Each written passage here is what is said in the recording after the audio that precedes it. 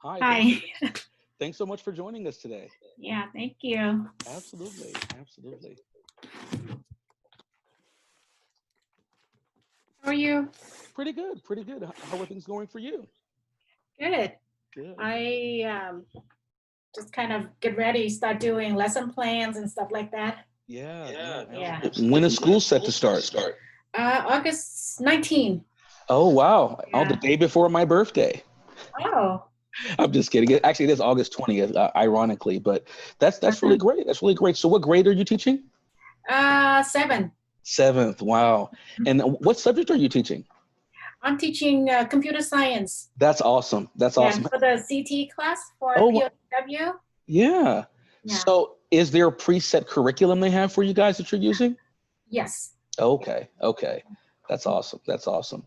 I know I was just reviewing some additional curriculum that we've been exploring through the Exploring Computer Science.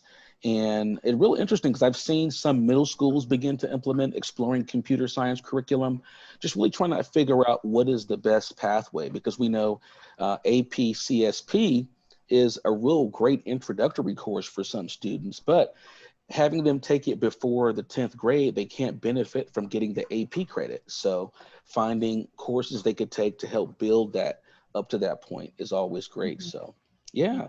What type of programming are you doing in that class? This is the MIT App Inventor. Oh, It's a okay. block code. Yeah. That's Yeah. awesome. So That's it's awesome. pretty fun for them. And Good. the Did main you use it code. last year? Yes. Oh, Yes. good. How'd that go? Good. They like it. It's like a lot of it's kind of like mixed half and half. Uh-huh. Some they like coding, they like writing program, then they Right. like the MIT App Inventor. Right.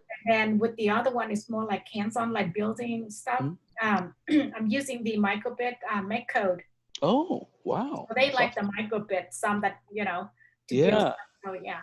Yeah, there's lots of fun things you can do with the microbit. I know one of the sessions we did for CSTAOC, that's the Computer Science Teacher Association Orange County chapter. We had a whole session. They actually gave us all microbits that we could take home. They introduced us to all of the resources. I liked it because you were able to do it all online. So if you didn't have one, you could still have your students work with that too. So it was pretty cool. I saw that you're doing something in the background. Is that the system from UC Davis? Oh, wow, that's so sharp. That, Absolutely. That is yeah, what it this looks is. really familiar. Is that what we're doing today, or? No, no, that's not what we're doing today, but I definitely thought I would put it up because it was from the day we did have UC Davis System come out and share their platform from their RoboBlockly platform to their whole CHIDE environment where you're doing syntax. It really is great how you can integrate math and to be able to teach math in a way that is really exciting. Oh, Emily, thanks so much for joining us. Welcome, welcome. Hi, thanks so much, Omar. So good to see you Absolutely. all. You as well. Before we get started, what I'm going to do is just do a little bit of housekeeping. Sorry, Lori. Emily, thanks for joining us. I'm going to go into the system and make sure I can give you co-host privileges. Sounds good? One moment, please. Sure. And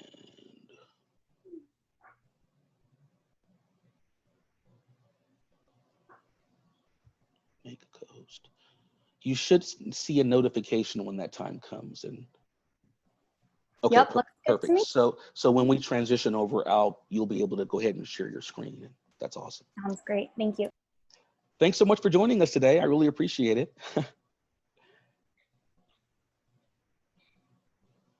Absolutely. I'm excited to join on. I like the giant computer behind you. Oh, yeah, no. This behind me actually is a program from the UC Davis C-STEM project. And what it is, you're able to do block-based coding and text coding. And they have a whole host of projects. They use a program called RoboBlockly if you want to just do it online. And a lot of those resources are actually free. They have a whole free CSP curriculum that's also really useful for those looking for that. But yeah, no, absolutely. It's really fun. I thought I would just grab a screenshot and put it up in the background. So smart. I love that. What was Yeah. it called again? UC Davis C-STEM. And actually, if you look on our website, there's a link to them and everything. So Nice. we're going to be talking about that and a lot of resources there under our computer science resources tab. So if you were to click right there and scroll down, just kind of talking through these resources. Everyone, thank you for joining us right now. We're going to be jumping in. What we thought we'd do as part of the opening is just kind of orient everyone around some of the resources that are in our OCDE Computer Science Resources website. So let's just say you're at a space where you're thinking about how you're going to get computer science going at your district, at your school, at your site. This here script, Strategic CS for All Resources Implementation Planning Tool, is a great tool because it acknowledges that we're all going to begin at different places. Maybe you've got a coding club. Maybe you're already doing some robotics programming. It'll help you figure out ways you can make CS accessible to all students.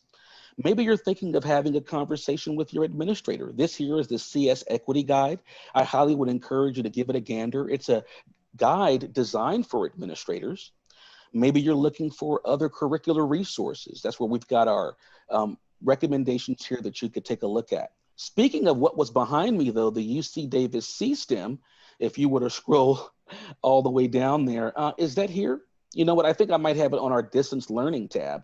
So while it may not be here, it is a great place for you to take a look at looking at some of our CS resources. Under the distance learning tab though, I think is where we had listed resources for the UC Davis C-STEM. So if you click on our distance learning tab, you can see more about Robo Blockly and take a look at links to the curriculum and all of that. And then outside of that, really just trying to elevate what we're doing right now is our second week of the OCDE Summer of CS. And that's where you can take a look at videos archived of our sessions from last week focused on culturally responsive strategies of CS, as well as today's presentation for Girls Who Code. If you wanted to click on that, you can follow along. Of course, just watch along as we'll be transitioning for that right now. I'll drop a link to this page in the chat. That way you can be able to easily access it. Control C. I'll stop sharing my screen now. I'm going in the chat. Just a moment, please. Meanwhile, thank you everyone for joining us. Let me formally reintroduce myself. My name's Omar Shepard. I have the humble honor of serving as a curriculum specialist in STEM and career education with the Orange County Department of Education. Joining us today is a wonderful partner. You know, we as OCDE, we have the honor of serving as community partners to be able to support promoting opportunities to get more girls involved in coding and computer science. And we partner with Girls Who Code. I would like to welcome Emily from Girls Who Code, who's going to be leading us through our talk today to share up the free resources, free opportunities for professional learning, and opportunities to engage your students in computer science. So Emily, I do believe you have host privileges, so feel free to share your screen and introduce yourself. Thank you. Perfect. Thank you so much for the warm welcome, Omar. Really excited to be with you all here today. And Orange County DOE has definitely been a great partner of ours, so excited to continue that on. I'm going to share my screen now as well, so just give me one moment as I set up the tech here. Let's see, here we go. So today, as Omar mentioned, I'll talk a little bit more about the resources at Girls Who Code.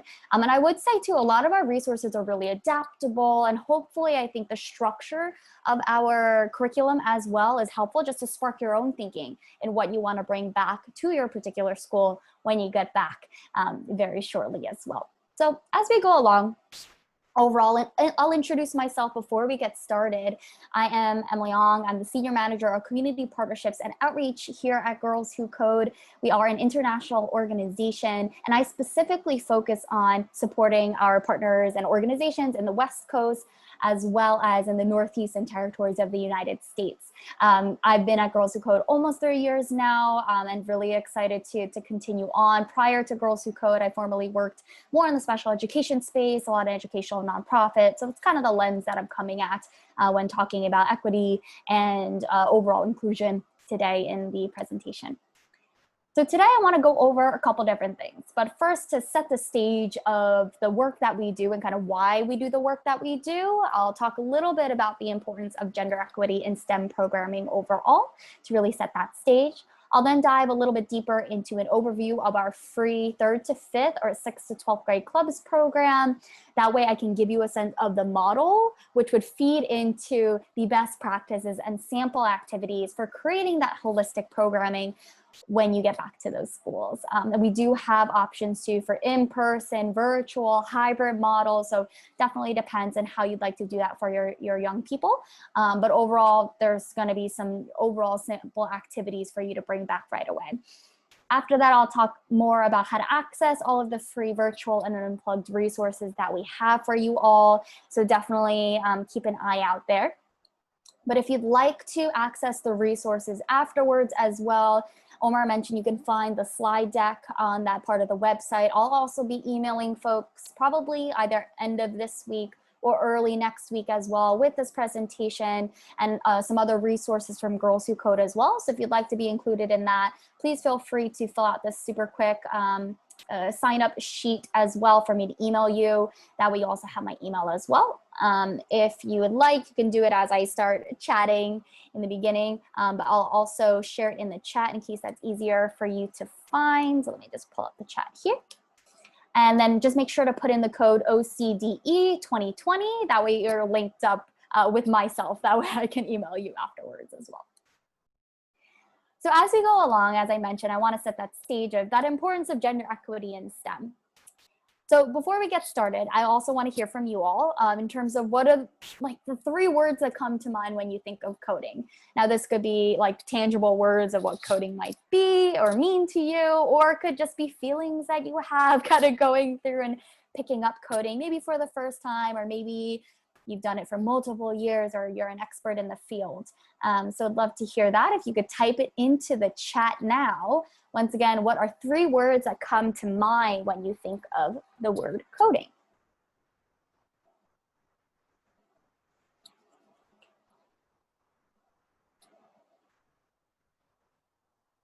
Ooh, fun, thrill, and a challenge. Okay, definitely. Some exciting words there. What else are we thinking of? Okay, language, computer, execute, absolutely. It's definitely that language that we use to speak to computers and tell it what to do. Any other words that kind of come to mind when you're thinking of coding? Comma, fun, relevance, yeah, problem solving, language challenge, yeah, lots of very similar thinking too, right? In terms of that, the critical thinking skills, frustrations, yep, that definitely can happen. Like 1 comma can mean the difference between a working code or failure. So definitely hear you there, Mary. Fun and challenging and engaging. Absolutely. Feel free to keep on typing those words into the chat as well. But to give you kind of a deeper sense of what coding is in a hopefully non-scary way as well for those of you who are just starting out, but to really break it down simply and how we describe it in one of our best-selling books in the elementary school side, coding is very simply, right, writing commands to instruct a computer to do something in a programming language it can understand, right? Just learning to speak the computer's language. And so as you're going through and doing that, all of these languages that you learn is really great for creating animations, games, apps, and other things that you might dream up as well, right? So as we go through today as well, hopefully we can make coding a little bit less scary and implementing curriculum less scary as well. So overall, why is coding actually important, right? There's a few different things that we think about overall for Girls Who Code. One is that coding is such an increased skill to have in today's economy, right? Because 58% of all new STEM jobs are in computing. 91% of computing jobs are outside of Silicon Valley. So there's definitely opportunity everywhere that you go.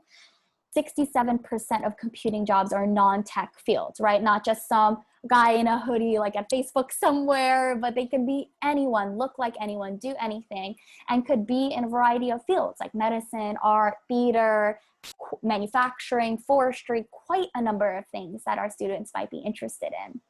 Plus, it means huge financial freedom and upward movement as well for a lot of our young people. If $100,000 is the average salary, that's a great way for them to use their skills and be able to, have great opportunities in an economic sense.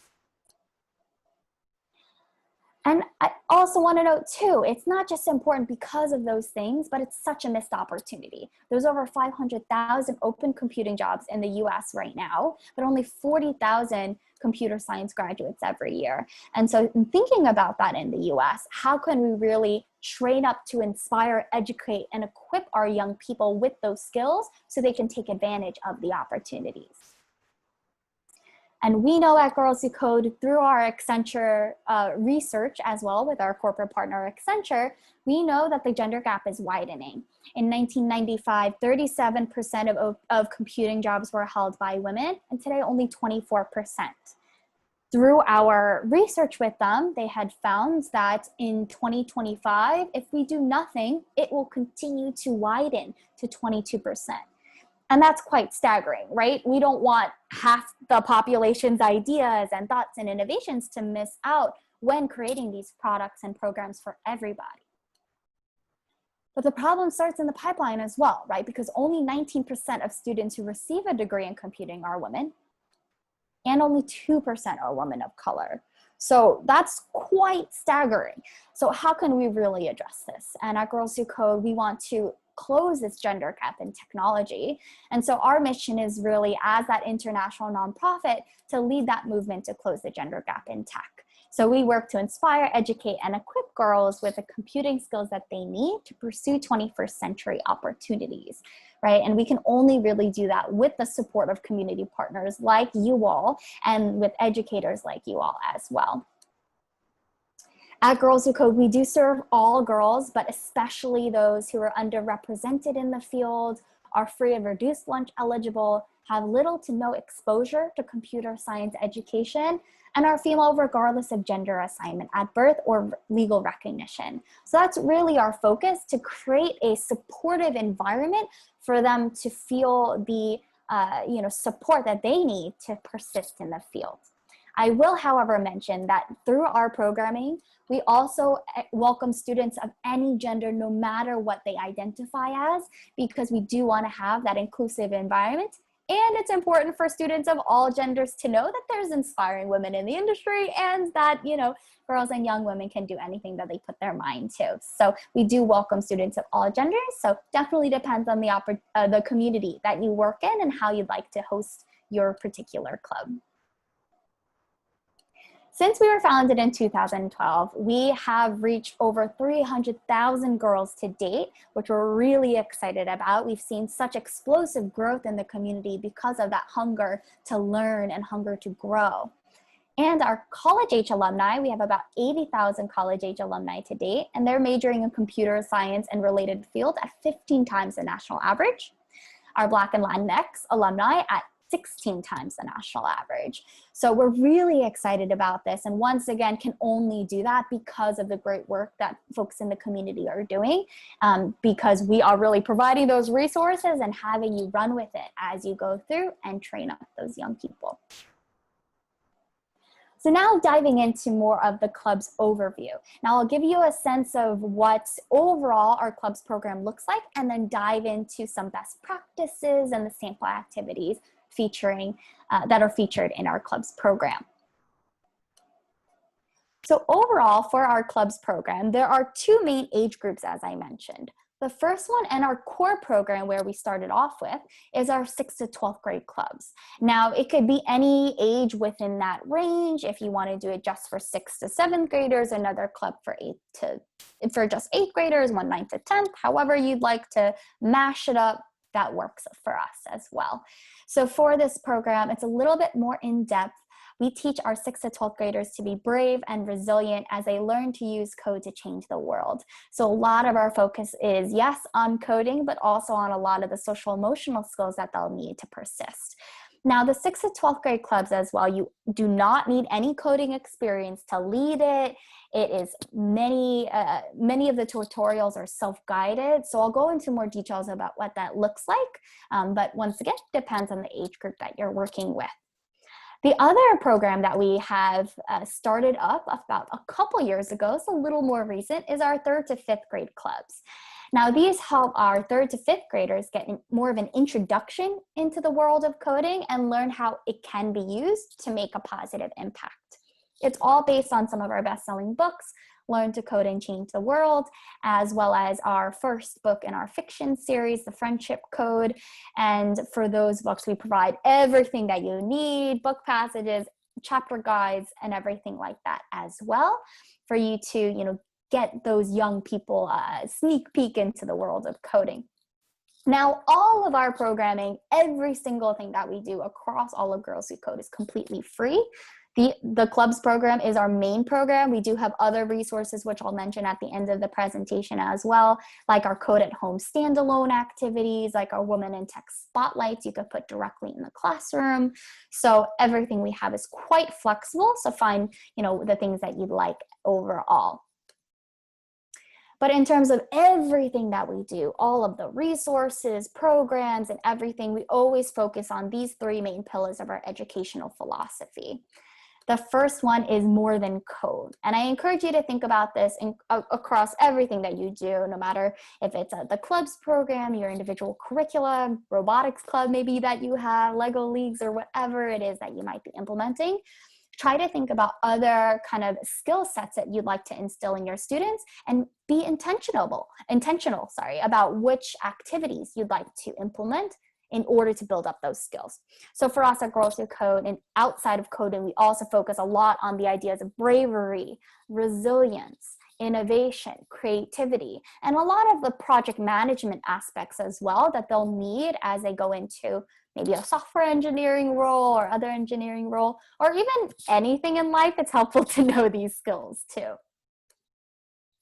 We also focus on that idea of sisterhood, right? Or community building overall. And for sisterhood, we know through our research with Accenture as well, that it's a lot easier and more likely for our students to persist if they have a supportive network of peers and role models that they can look up to, so they feel like they're not alone, right? It's just a lot easier to do versus finding it harder when they feel like isolated in their classes overall. And so for this idea of sisterhood, don't underestimate the power of community building through like icebreakers, activities, and those types of things. And being intentional too about what like female role models you're showcasing in your curriculum, or other people that you choose to highlight as well.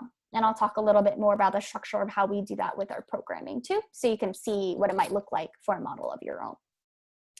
Lastly, for our educational philosophy, we do have a big focus too on real world relevance and impact. We know any curriculum is not going to stick unless the students know that it's relevant to them. They could see it being used in their real life, and it's connected to things that they care about.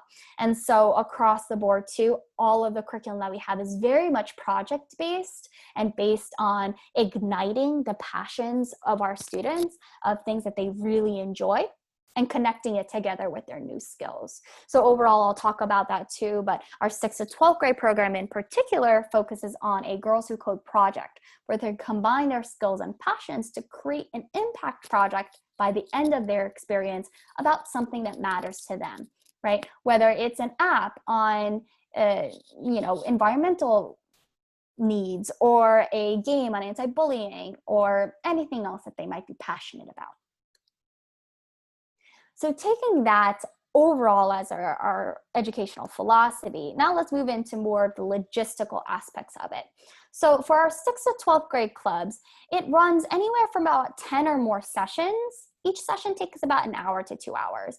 And I say about because everything is super flexible. So it depends on what time you have, how much capacity you have, and just the schedule for that particular time of the year. So, definitely tailor it to what works best for you. Some people meet like a shorter, like mini sessions. Maybe they, do it like every day for 2 weeks, and that's about 10 sessions. Maybe you do it once a week for even the full semester or the full year or year after year. Or maybe you do it, I don't know, it could be like just the 15 sessions like every 3 weeks. So definitely depends on what you have and what you need. In terms of skill level, it goes from beginner to an intermediate and advanced. So it spans quite across a number of levels. Even within one particular club, you can group together students who have a variety of skill levels as they support one another as well. Key features for the 6th to 12th grade clubs program is that it is, once again, flexible. I can't stress that enough. It's a plug and play type model, and I'll talk about the components of it. But overall, you can kind of also pick and choose things. So let's say that you're already hosting a robotics club, right? Maybe you're taking some of our icebreaker activities and then maybe some of the women in tech spotlights that we have, which I'll talk about, and you're using that and then supplementing some of the things you're already doing. So because it's plug and play, feel free to loop it together. The more resources you have for your students, the better. So we definitely believe in that as well. We do have over 120 plus hours worth of curriculum. We also are adding things on an ongoing basis, and I'll talk about what languages we offer in just a moment. We'll actually be adding in additional tutorials in September too. So as you go through, there's always things being added. It is project-based, as I mentioned. A lot of the tutorials are self-guided. That's why you don't need any coding experience prior to getting started. Trust me, most of our facilitators actually don't have that experience. And it's a great way to promote it for your students that you are also a lifelong learner alongside them. And we do focus on diverse role model representation as well. For our 3rd to 5th grade clubs, it's a little bit abbreviated. I see also a question in the chat to get a copy of the slideshow. Absolutely. It'll be in the website for Orange County. And then also I will send out an email as well to everybody with the follow-up resources. For our 3rd to 5th grade clubs, it's a little bit shorter. So there's about 5 or more sessions that you can do. Some people do 10, some people do more, with the addition of our fiction series as well. Some people have done it for like 20. So definitely depends also, once again, on the timing that you have. And we found the sweet spot to be about 45 to 60 minutes per session. You can go a little bit more, a little bit less as well, depending on the reading level you have for your students, depending on the learning pace, and also how much you want to dive into for the coding aspects too. It is much more of a beginner level. And so we either have online or unplugged activities that you can do there, but it is a book club type model, as I mentioned, with chapter guides and online and unplugged activities.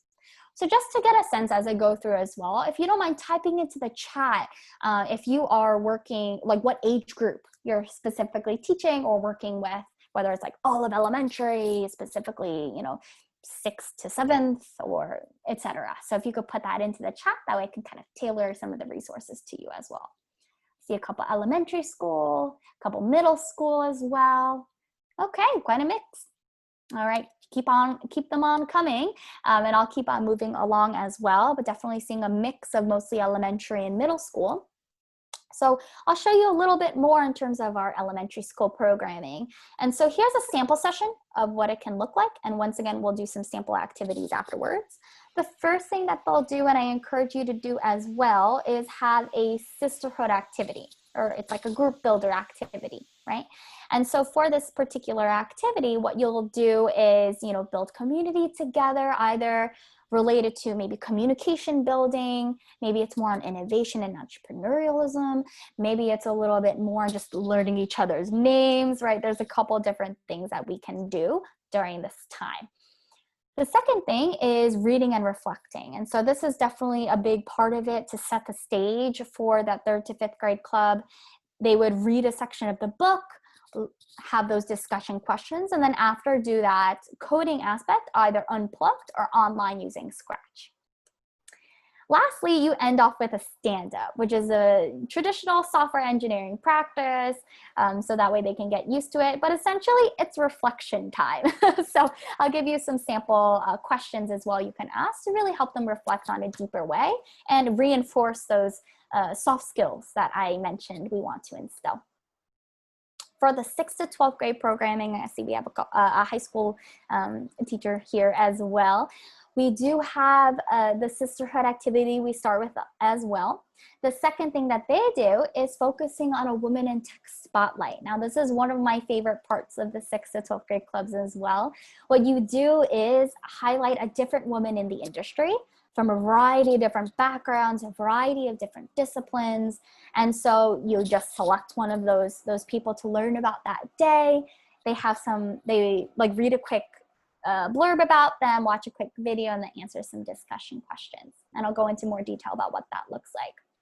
After that, they learn from self-guided coding tutorials across a variety of skill levels, and work on their Girls Who Code project. So that's the culminating, once again, project all the way throughout their club experience.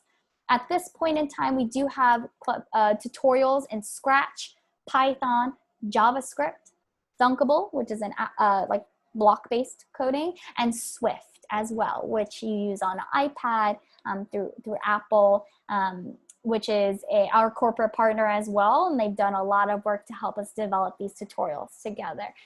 So overall here too, I would mention that we are going to be removing Thunkable over the next month or two, and instead introducing P5 JavaScript in September. So be on the lookout for additional tutorials as we go through. Lastly, they end off with a stand-up, again, thinking about that idea of reflection. Okay, so now that you have a deeper sense of what the clubs look like, I'll talk about some overall elements of holistic STEM programming. That way you can have some best practices overall.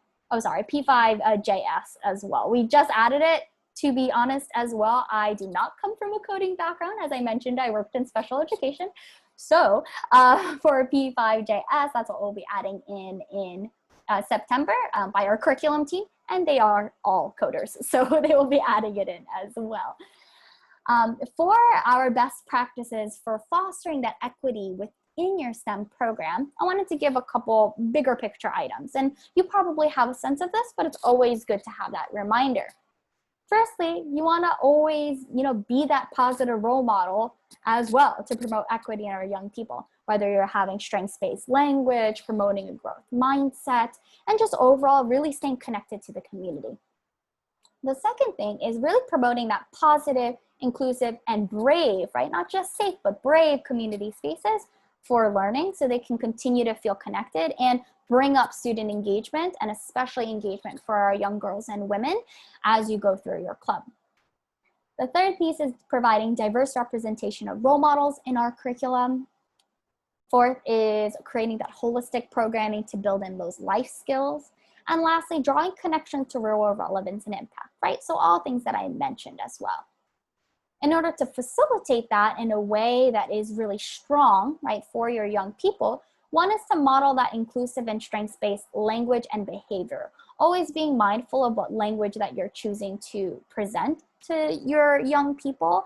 And by being strengths-based, really focusing on their abilities, right? Not like natural talents, right? But saying, okay, well, you were so brave during that moment. You were so resilient by doing X, Y, Z. So focusing on those ideas of growing, right? Versus, oh, you're just a great math student, or you're, an expert coder, or, naturally gifted, which is all great as well, but really focusing on the growth patterns.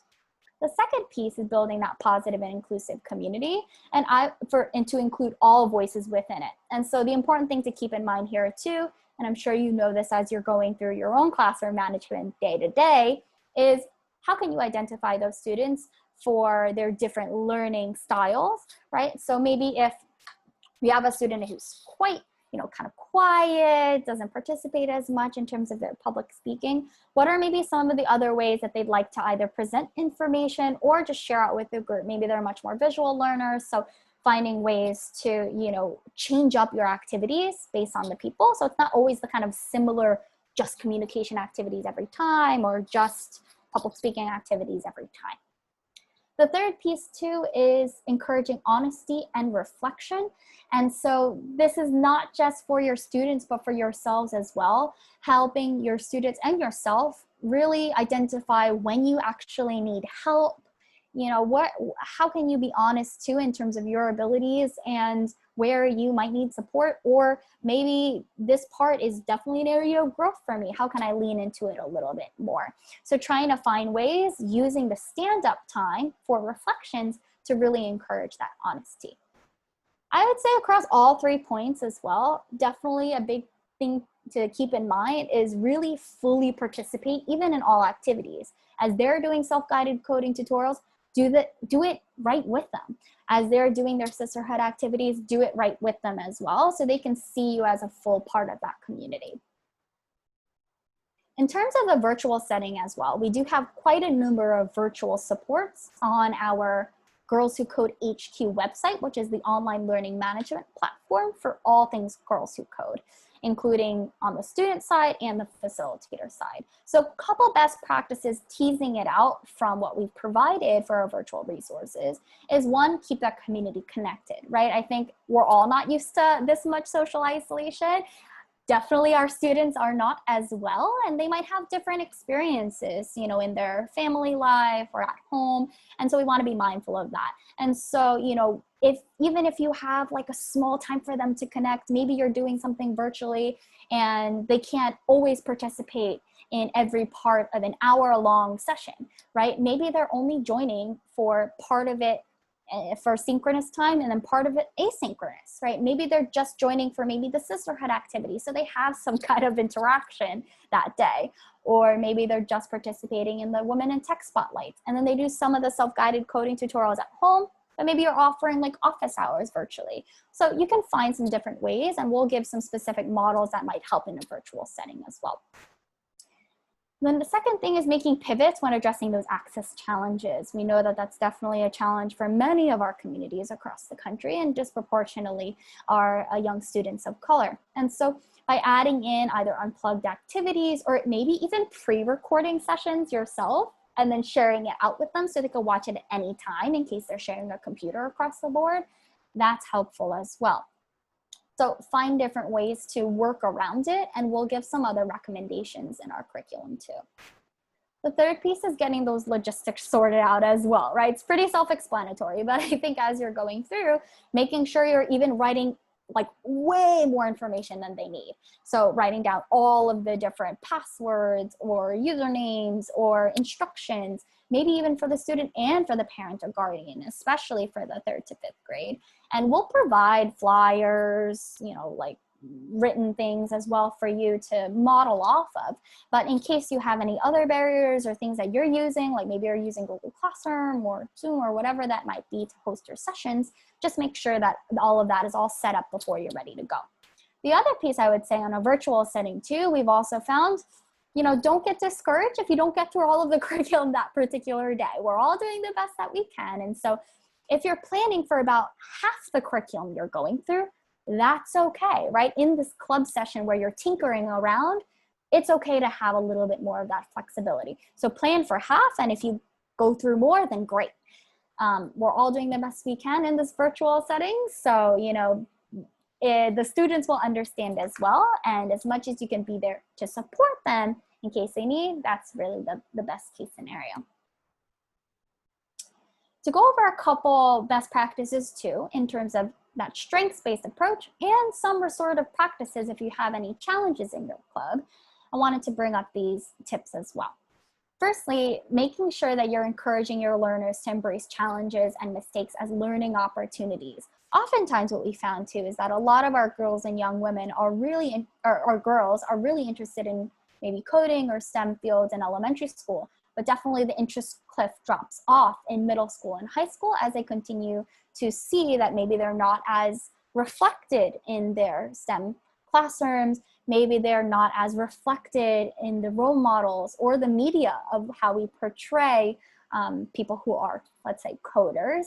And so when doing that, a lot of the reason there is the representation piece, but also, you know, we're definitely socializing our young boys to be brave, right? They're going to the top of the cliff and like jump off into the water. Or, you know, if you don't have like 3 failed startups in Silicon Valley, you know, you're not doing it right.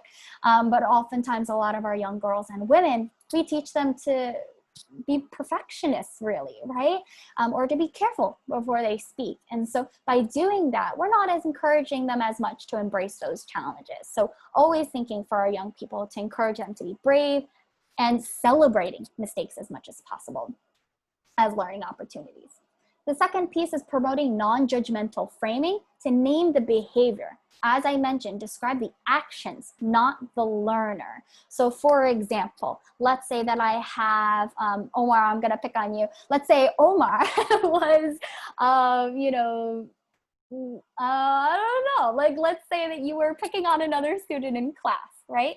So I wouldn't say, oh, Omar is a bully, right? Because that's labeling Omar as a bully, which I know Omar is not a bully. But maybe I'm describing the actions. Maybe I could say in my head and out loud, oh, you know what? Omar said this thing to another student that didn't make the other student feel good, right? Or maybe Omar, said this particular thing in a way that he didn't realize offended the other student, right? So promote that non-judgmental framing out loud with the students, but also practicing responsibility with your vocabulary in your head, right? The more biases we have in our head, we're going to act upon it, maybe even unconsciously. So find ways to practice that responsibility and check yourself as you're going through it. Also, sharing the why. So always when you're going through and giving an instruction or, the next piece of it, always sharing why. So for example, maybe with your students, you want to see them on the video for, a classroom, right? You can say that not by saying, oh, hey, everybody, turn on your cameras, but instead saying, I would really love to see everyone's faces on the camera so we could continue to keep up that sense of community all together. And there's so much we communicate with non-verbal cues. And so it's a great way for us to, stay connected with one another. The last piece I'll mention too is that anytime that something happens, right, maybe a challenge occurs, a disagreement between a student or something a little, funky might have happened overall, we also want to make sure that we're following through these 3 steps: validation, collaboration, and request. So for us, it's just been helpful overall, both in our clubs program and in our other programming as well. So I'll give you an example of what that might be. So, there's multiple ways to approach a restorative conversation. Oftentimes it might take place after like a high tension situation, conflict, or disagreement. And so the first thing that you're doing is validation, right? So that's when the adult really connects with the student and acknowledges their feelings. So maybe you're not agreeing with the behavior or that student's thoughts, but it's important for the student to know that they've been heard regardless of the situation. So for example, maybe you could say, I appreciate your commitment, or you seemed really upset when something. Or yes, I can see how it might make you feel really angry or really sad. So acknowledging those feelings and validating them.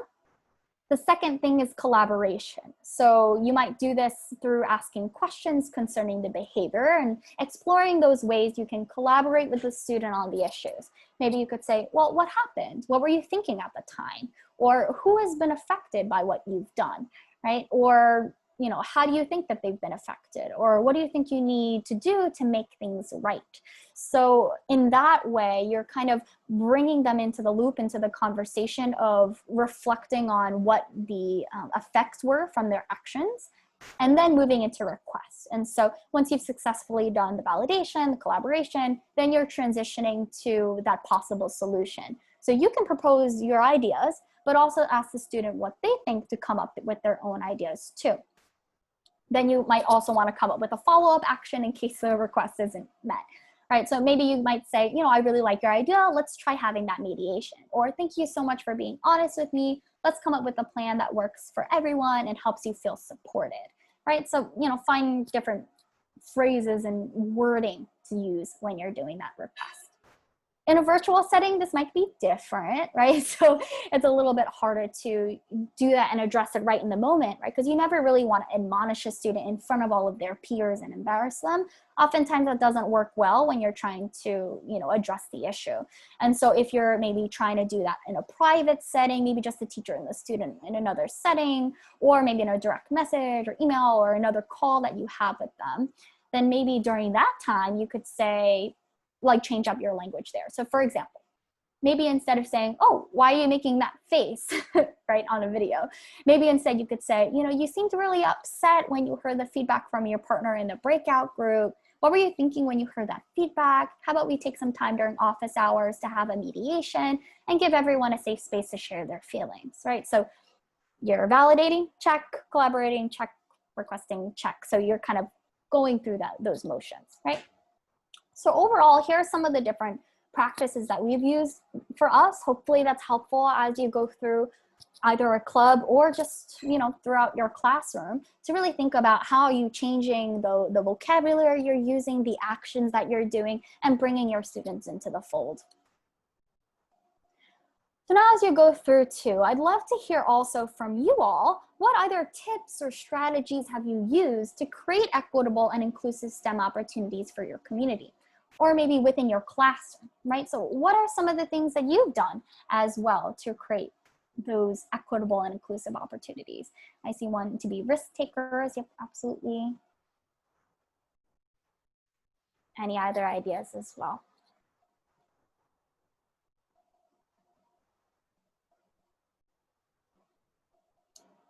So it's getting a little quiet here, or maybe you're furiously writing to add things in there. I see, okay, try to find ways to gamify CS. Yes, definitely. Making it fun and engaging to bring everybody in and encourage them to stay. Definitely important. And promoting the idea of different iterations. Absolutely, there's so many different things we can iterate on, and feedback we can give one another too in a safe and respectful way. Absolutely. Well, for that, definitely keep on putting in some other tips and strategies that you've had into the chat, like promoting competition and competitive coding. Yes, absolutely. Getting a little fire within them too is always helpful. Group design projects where the students choose to work with someone whose project idea they like, not just a friend group. Yes, encourage the mixing of friend groups too, plus ones all around. Definitely. Well, really great different tips and strategies here. I'll move on as well, but if you have other ideas and strategies you'd like to share, definitely feel free to add that on in. Yes, definitely presentations as well. So now I'll do a couple sample activities and curriculum design, and I'm going to follow along kind of the model of what we've done with, let's say, our 6th to 12th grade clubs program, right? Because the first thing that we do is that sisterhood activity, both for 3rd to 5th and 6th to 12th. So here's one, and I'll do this with you. If you'd like to do it, definitely feel free. If you'd like to turn on your camera and join, feel free. If you want to turn your camera off and do it privately in the comfort of your own home, also that's fine too. But this activity is called the shakedown. And so it's just, you know, an easy kind of quick way for them to get their body moving, especially for the younger students. But even for adults, I think we all need to move around a little bit versus just staring at the screen all day. So I'm going to do it with you at the expense of me here. let's take a look. All right. All right, okay, you can only see my arms, so you can't see my feet, but I'm just gonna point to it when I get to it.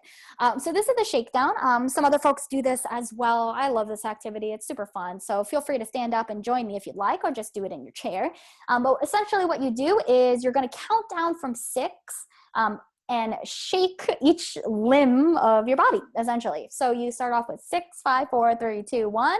Then you do your left hand, yeah, 6, 5, 4, 3, 2, 1. Then your right leg, 6, 5, 4, 3, 2, 1. And then your left one, 6, 5, 4, 3, 2, 1. So when you start the activity, you basically keep on counting down in that order from 6 all the way down to 1, right? And then at the end, it gets kind of really quick and fast and gets always some giggles out of the students. So we're gonna start only with 5 for the sake of time. So we're gonna start with 5, 4, 3, 2, 1 and keep on going. Ready, everybody? Cool, okay. 5, 4, 3, 2, 1. 5, 4, 3, 2, 1. 5, 4, 3, 2, 1. 5, 4, 3, 2, 1. 4, 3, 2, 1. 4, 3, 2, 1. 4, 3, 2, 1. 4, 3, 2, 1. 3, 2, 1. 3, 2, 1. 3, 2, 1. 3, 2, 1. 2, 1. 2, 1. 2, 1. 2, 1. 1, 1, 1, 1. Okay. Perfect. Hopefully you all were moving around, got a little bit of body movement there. I hope you all have air conditioning. Not that that was a huge workout, but I know I'm a little sweaty. So we're gonna move on to the next one. But it's just a great way to move them around, energize them, and kind of break them out of their routine, you know, as they move on to the next activity. This activity I love to do, especially for the middle and high schoolers, but you could definitely do it for the younger ones too if you model it and maybe support them a little bit more, guide them a little bit more. But this activity is pitch a product. And so essentially what you do is, if you're in person, maybe you have 2 buckets of like random adjectives and then random nouns. If it's virtual, maybe you're, you know, assigning those, or you could do like a random word generator as well. But overall, you put the students in small teams, depends on the size of the team that you'd like to have, sometimes 3, 5, whichever. But what they do is they pick a random noun and a random adjective from the cup that will be the name of their product, like glitter coffee or bouncing pants or power potato or whatever that might be. What they do is for 10 minutes, they're going to come up with an imaginary product that they would sell and then practice pitching it as a team. Afterwards, they pitch their product to the club and then debrief, right? And so it's a great way to get them thinking outside the box, have them collaborating a little bit more and learning about how to pitch, which is always important as they get older as well. So for example, maybe if it's glitter coffee, which is an example we like to use, maybe they might say, oh, have you ever wanted to, have the power of a unicorn? Try out glitter coffee. It's like 5 times the caffeine and like none of the bad side effects. Like it's $5 a cup and join now and then your whole life will be glittery. Something like that. They of course would make it better, but I did it now in about a minute. So you can adjust what that might be like and find adjectives and nouns that are kind of fun and exciting for you. But here's one sample activity that you can choose. Once again, the slide deck will be sharing out and I'll email folks afterwards too. But all of the activities like this and number of many more will be all on our club's curriculum, which is all free. Okay, moving along. Oh, I do have a question here. These resources are great. Can this curriculum be used in the classroom outside of a coding club? Yes, actually, we do have a partnership, for example, with the Kentucky DOE, and they put it in like all of their schools during the school day. So some people can definitely do it because it's a plug and play type model. You can kind of move it around a little bit. Maybe every Friday, it's like your Girls Who Code coding day, and then you're like putting in some activities there.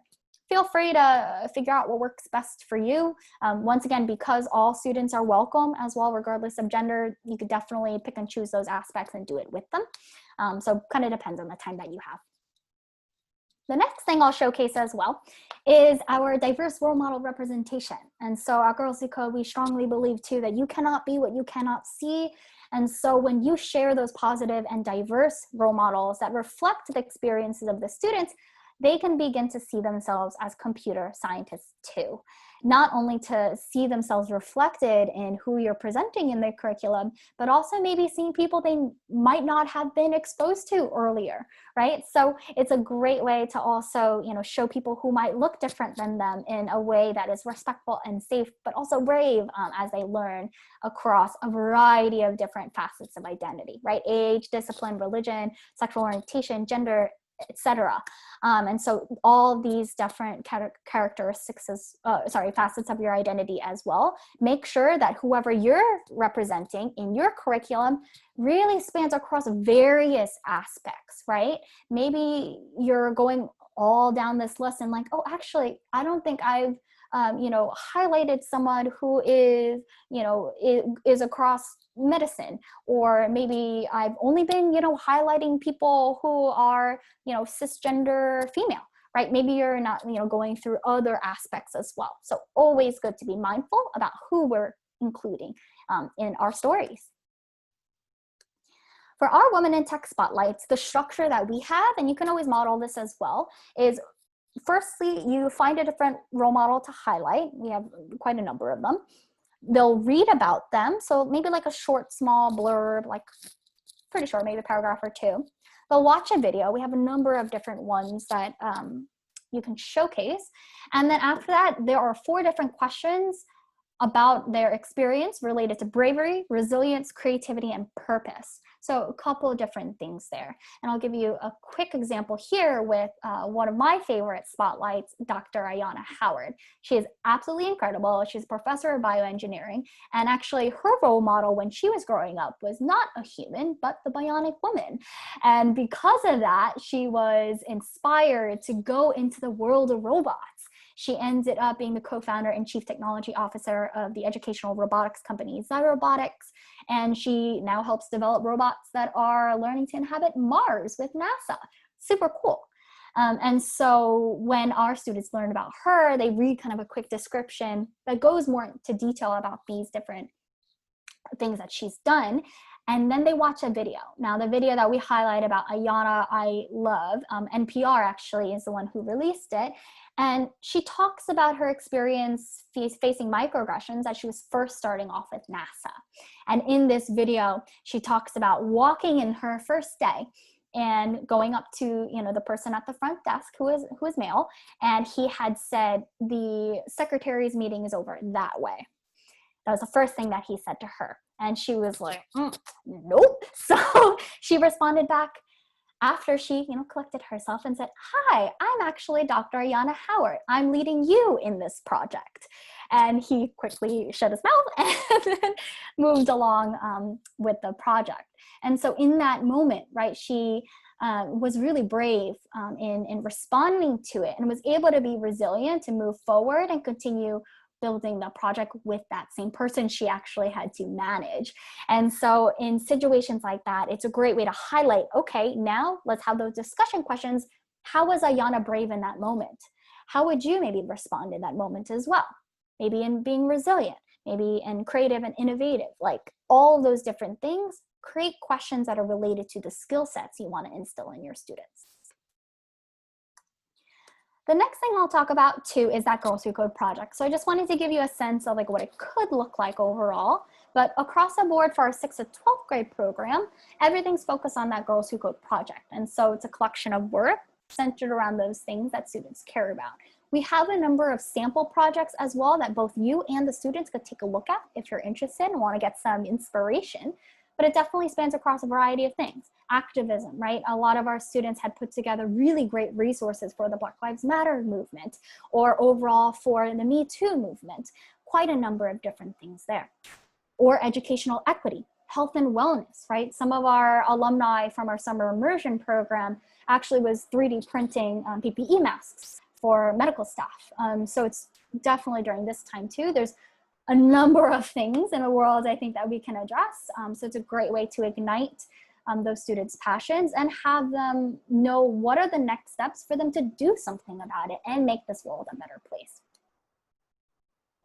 As they're building their projects, we have them focus on those Girls Who Code self-guided coding tutorials as well. So that's how they build their skills in order to do it. For us overall, we always start off with like a big idea, learning vocabulary. They learn and tinker around. They'll explore it a little bit themselves, build it by applying it to their Girls Who Code project, share it out with one another, and then preview what's going to come in the next session. So overall, that's what it looks like. And every kind of even wording, phrasing, things that we do always focuses on those same main core concepts of bravery, resilience, creativity, and overall purpose and impact. So here's a sample activity that they might do in order to kind of ignite what they might want to learn. And so this is kind of a simple dot voting activity, but essentially what they might do is write down like all of the different things that they're passionate about or things that they want to create for that particular Girls Who Code project, right? Maybe it's, okay, I really want to talk about reef safe suntan lotion that people should use. Or I really want to focus on, you know, spreading the word about, you know, which legislators to reach out to in order to promote, you know, a particular thing. Or maybe they want to encourage more people to vote, right? So they're writing down all the things that they care about afterwards, and they group it together by kind of general theme, and then they vote. And so they each get 3 votes and can put on each one. And then whichever project has the highest number of votes, that's the one that the team can focus on. And so for this, you can also group your Girls Who Code club by teams. On average, every club's tended to have about 10 to 20 like girls or young students per club. But we've had ones successful that are like 5 students. We've had ones that are 100 students. Usually we suggest maybe 1 or 2 extra facilitators if you have a group of that size for classroom management purposes. But overall, the sizes vary. So for the Girls Who Code project, you could either have your entire club focus on the same project and work together. You can have mini teams, right, of maybe 3 to 5 that you'd like to have, or, you know, larger teams. So definitely do what works best for you. I know one of you mentioned kind of that competitive aspect. That might be a good way to encourage that as well in a way that's still respectful and safe by having those different projects they're working on. And like a showcase at the end to celebrate. At the end of each session, here's a couple sample activities as well. And I want to go over this kind of quickly. That way you have it so we can move on to the accessing free resources before our time's up today. But overall, for these stand-up prompts, you might want to ask, like, what did you accomplish this meeting? But even more than that too, like, give an example of how you were brave, resilient, creative, or purposeful today or during this meeting, right? So that's a great way too to think critically about other soft skills they're building. You also might want to ask, like, shouting out another clubmate, or, you know, what they might need help in. That way they can continue to encourage each other overall.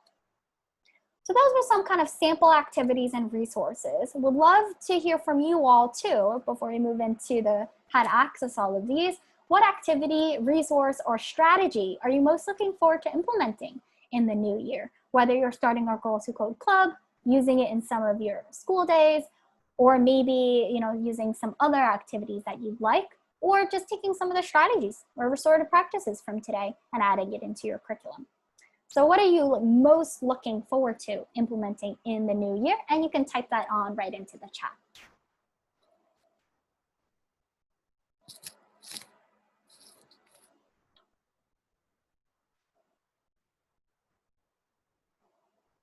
Few folks typing on in as well, but once again, if you could put in an activity, resource, or strategy that you're most looking forward to implementing in the new year.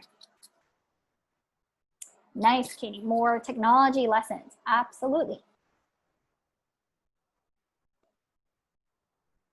Hard to choose, yeah.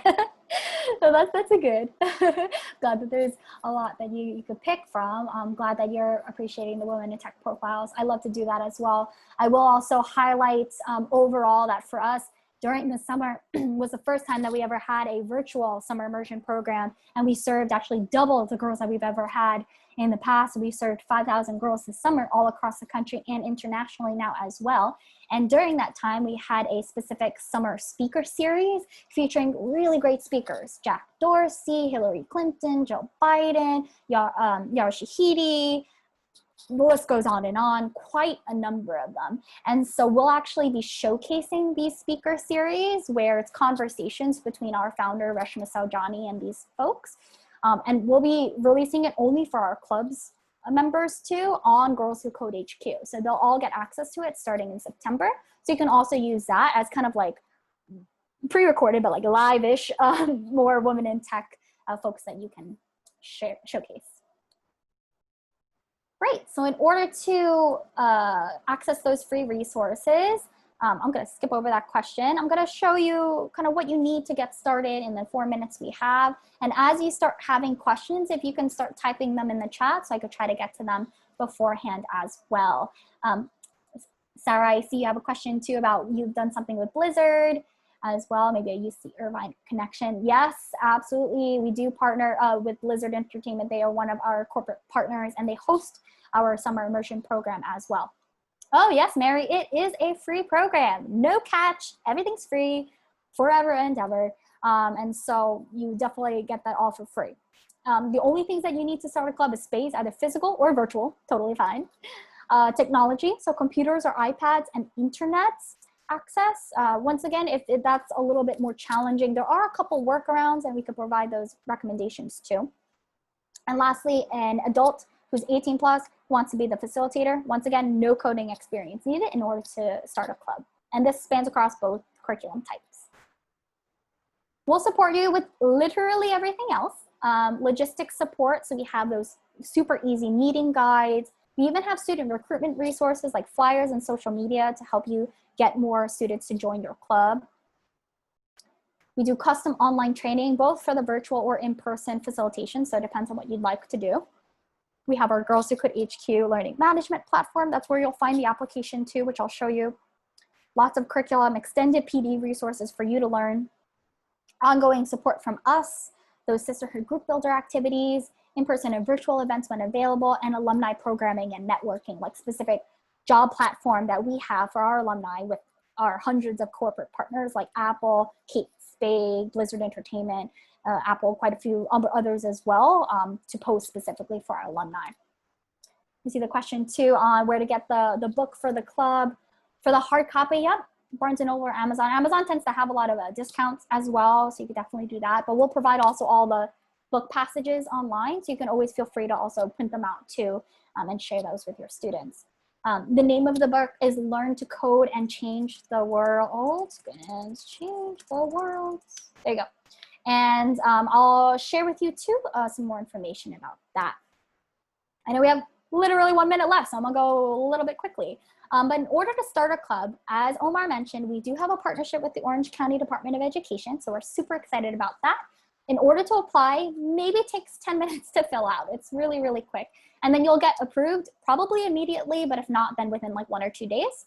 But overall, everything's completely free. So you could pick a club for either 3rd to 5th or 6th to 12th graders.